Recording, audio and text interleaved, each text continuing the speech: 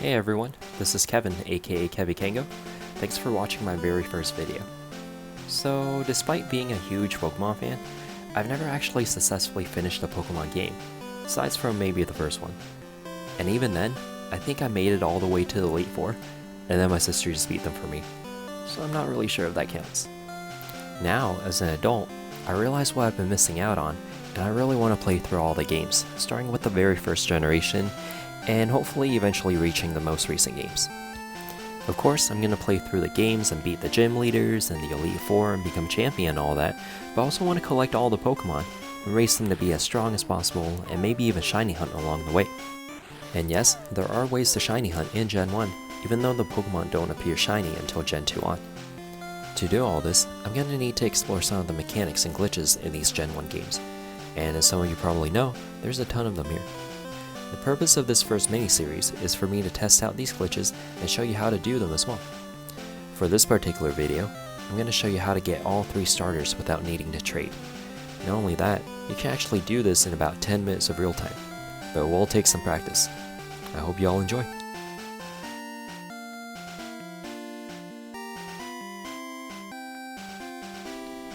Alrighty, so for this part, you just start the game like normal. Click through everything, pick a name, all that.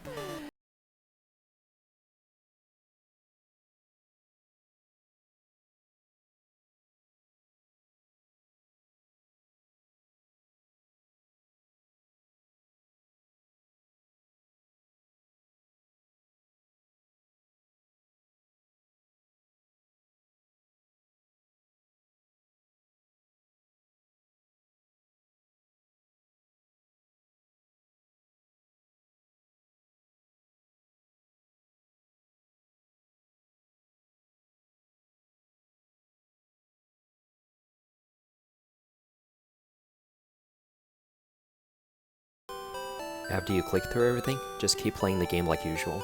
Walk to the first patch of grass, go to the lab with Professor Oak, and pick out your first starter.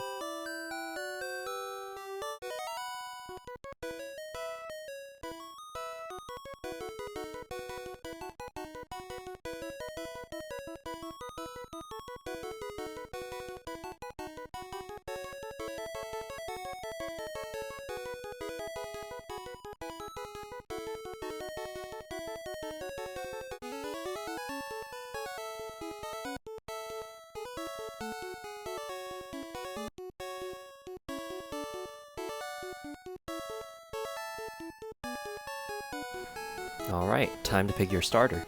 It actually doesn't matter which one you pick first. I'm just gonna go with Bulbasaur because I want to go in order, but you can do whatever you like.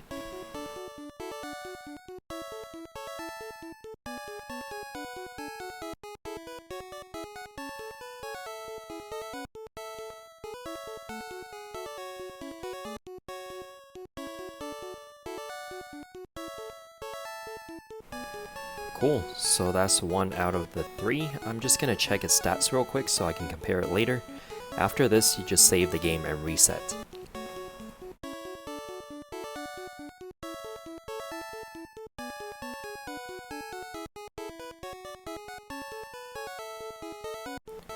While the game's starting back up, I just wanted to let you know that I'm playing Pokémon Blue on the 3DS Virtual Console, so I just tapped the bottom screen and did a soft reset that way. This glitch should work on Pokemon Red 2 and on other consoles as well. Here, instead of picking up where I left off, I'm actually going to start a new game. And I picked a different name because I wanted to test something out here.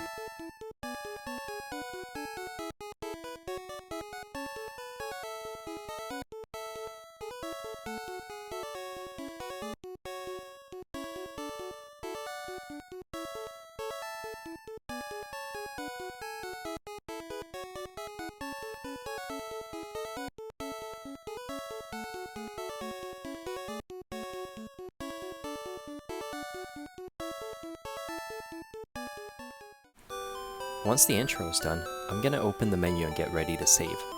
You might not be able to tell, but I actually selected the Pokemon option a few times so I couldn't get in, which is normal, but this will change in just a second. Now here comes the hard part. I'm going to save, and it'll ask me if I want to save over the previous file. And right after I hit yes, I need to reset the game. The timing here is really tricky. but I'm basically trying to reset after the yes and no box goes away, but before the bottom text box changes. It might take you some time to get the timing right, and not gonna lie, it took me a few hours to get it right the first time around, and you can even see here that I had to click in and out a few times before I actually restarted. If I did it right, I should be able to continue with the most recently saved file. If you reset too early, you'll get a text box saying that the file data was destroyed. But funnily enough, if this happens, you can actually try and save and soft reset again. I tried it a couple of times and it worked.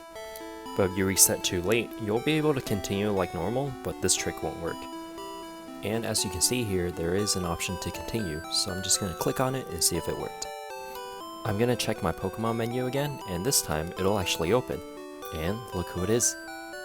Alright, so I'm just going to check its stats real quick to show you that it is the same Bulbasaur as before, and notice that the trainer name is the same as before too, even though I used the name Blue this time.